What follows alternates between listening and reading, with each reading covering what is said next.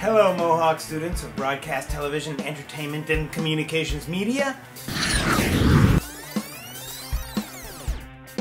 Have you ever been called names like conversation junkie or blabbermouth? Well, that's good, because that means you've chosen the right profession, television. What is the one thing that you see in common in every genre of television? Whether it's reality, documentary, drama, sports, even scripted comedies. That's right, the interview. Now, the first tip that you should know in the art of the interview is prepare ahead of time.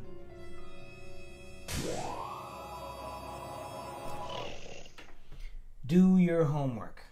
You try to fake your way through an interview, you might look a little lame.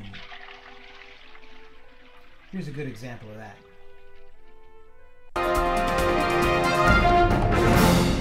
Hi everybody. Today I'll be interviewing Muammar Gaddafi.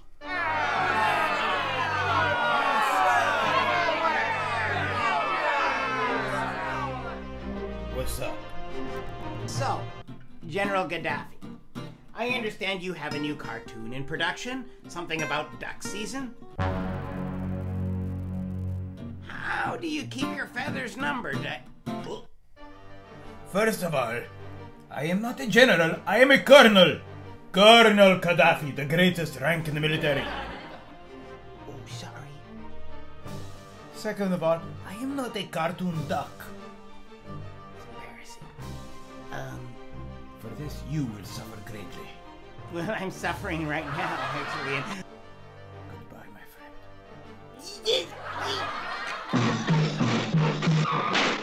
Looks like someone choked on their interview. It's not funny. Research. That's the key. You've got to know a little bit about your subject and be clear about what you want to know. Well, that brings me to the next tip. Get personal.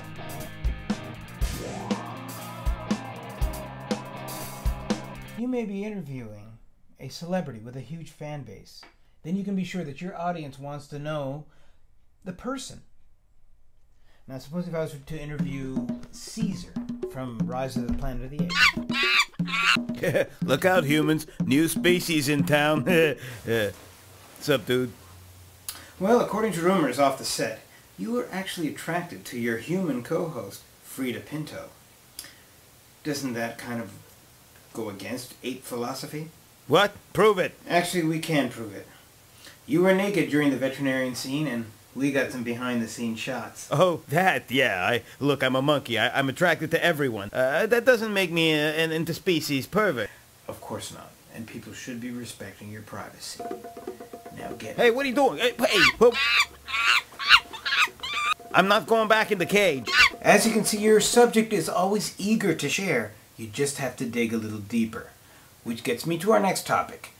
Get specific! You really want to avoid vague answers. For your interview to stand out, you need to bring out things that other people have failed to do. And that means details. Well, according to reports from your own doctor, you had some plastic surgery done. Yes, I did. So tell me, what did you have done? Plastic stuff. That's it? I mean, you gotta have more. Come on. Help me out here. Stuff. That's all. Stuff. Nothing. What? Okay, so your interview subject is a little evasive. Sometimes asking the question why is more important than what. And that is a technique you should definitely use. Ask why. Okay, so you're trying to improve your looks. Why? Well, I wanted to be young and hip, like Michael Jackson or Keith Richards. And it really worked. Your skin is way more leathery than Keith Richards. That's cool. You think so? Thank you. You know, my entire body is one big prosthetic thingy-majig with all the plasticky. Let me show you something first. Let me show you. I'm going to show you. No, that's okay. Too much info. Now that's what I call digging a little deeper. As an interviewer, your goal is to get your interviewee to talk as much as possible. Now, how do you achieve this? That's our next tip. Empathetic listening. What does that mean? Well, a non-judgmental ear is the key to getting your interviewee to speak up more, to open up. For this conversation, you may have to put your own opinions aside and listen with love. Okay, so tell me, how do you feel about your people? Me? I love my people. They're just a little confused about me right now. But just finding out what your interviewee is thinking is not always enough. You need to know how they feel.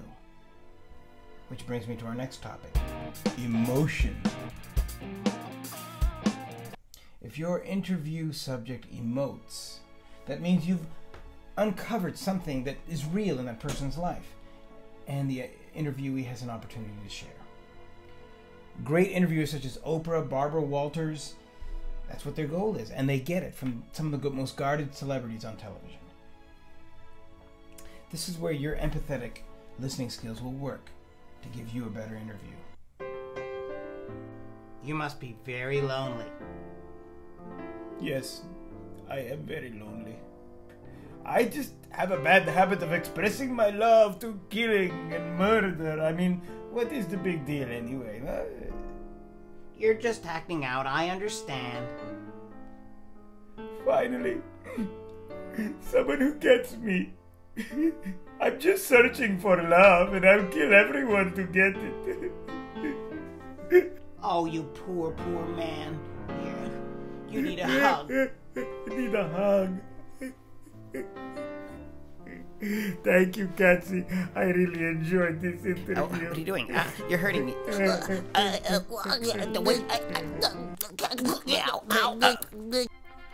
So, to sum up, prepare ahead of time. Get personal. Get specific. Ask why more than what. Use empathetic listening and elicit emotion. Remember, interviewing is not always for on camera. It's a valuable research tool for writers, directors, designers, all when used properly for even behind the scenes. Thank you for your time and happy interviewing. I'm still alive, if anybody cares.